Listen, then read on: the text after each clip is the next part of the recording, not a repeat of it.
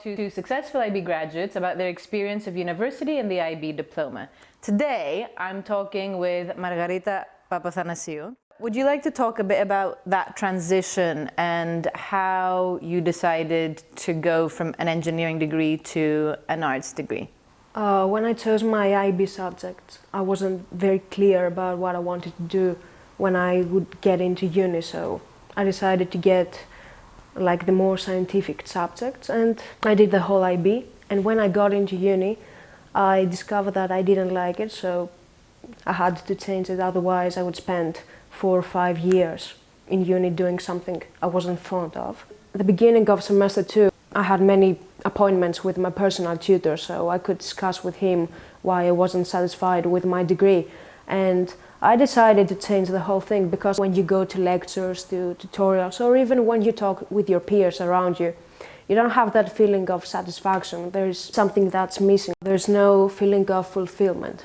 It took me a lot of time to discuss with my parents, which was not a huge conflict, but let's say a clash of interest, because no parent in this planet has bad intentions for his or her child, but how do I say, like a gap of generations, like especially if you change from a degree which guarantees that you're gonna have a fixed salary compared to a degree where you don't know, like you're gonna make it after 4 or 5 years. Because let's be realistic, when you choose an art degree, depending on the nature of the degree, you're gonna need some like a supportive environment and sometimes some connections which are gonna help you get in a small community in order to start your career. Engineering is more self-centered, because you have to do many tutorials and you have to, let's say, isolate yourself in order to evaluate what you've learned from lectures and repeat the exercise until you finally have understood what you were taught, let's say 3 hours in the lecture theater. And although art seems, again, self-centered, it depends on the art degree. For example, if you go, let's say, to the more practical art degrees, you're gonna figure it out that you have to get in a group project and you have to be surrounded by many people, otherwise you can't make the whole project by yourself. For example, if you choose fine art, then you have to spend many hours again by yourself. But if you choose, let's say, fashion, game design or film, for example, you have to get in group projects. Each person should know their role and get together and do the whole project together. If you go for engineering, you're gonna have more chances in employment, which is true, and that you might earn a big ass salary in 10 years time, but I think it's all relative. For example, if you might get into an art degree and then you have to go into like to the actual business, it's gonna take you a lot of time until you get an established salary, which happens in the engineering degrees as well. You have to do a lot of dirty work until you get established.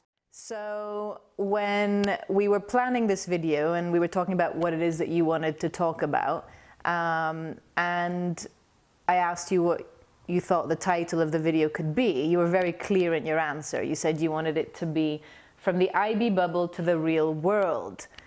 Why that title? Do you want to talk a bit about that? So I believe like the IB is not, it does train you so you can get fully prepared to university, but I still believe it's a kind of bubble, because although like the IB says we want to make the world a better place, it does enforce you to take a lot of subjects. Like for example, when you have 3 higher level subjects and you have like your CAS and TOK and you want to have like so many extracurricular time. I mean, let's face it, a day has 24 hours, so there's no time to do it all.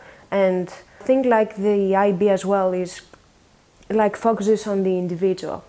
One thing that would be good for improving, let's say, the IB is to get people together and do many group projects, because this is when you learn about keeping a balance within your peers. And like sometimes we all know that in a group someone is doing the whole work, someone is quite lazy, and you have to learn how to speak up for yourself. Like let's say this person wasn't collaborative and that he was a pain for the whole group, and people are gonna like hold grudges against you, but that's their insecurities. Like that's bad news for them, not for you.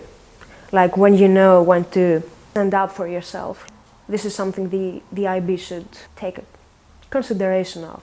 I would like to say that the IB is not the end of the world. Okay, you get excited when you get the uni of your dreams, but if you want to change your degree and you don't know like how to start, vocalize it, don't keep it inside. If you want to like change something, do it. Don't get in your corner and wait after let's say after 4 or 5 years and say, I'm gonna do what I want to do in my master's degree. That's crap. Let's start with this one. And I wanted to say that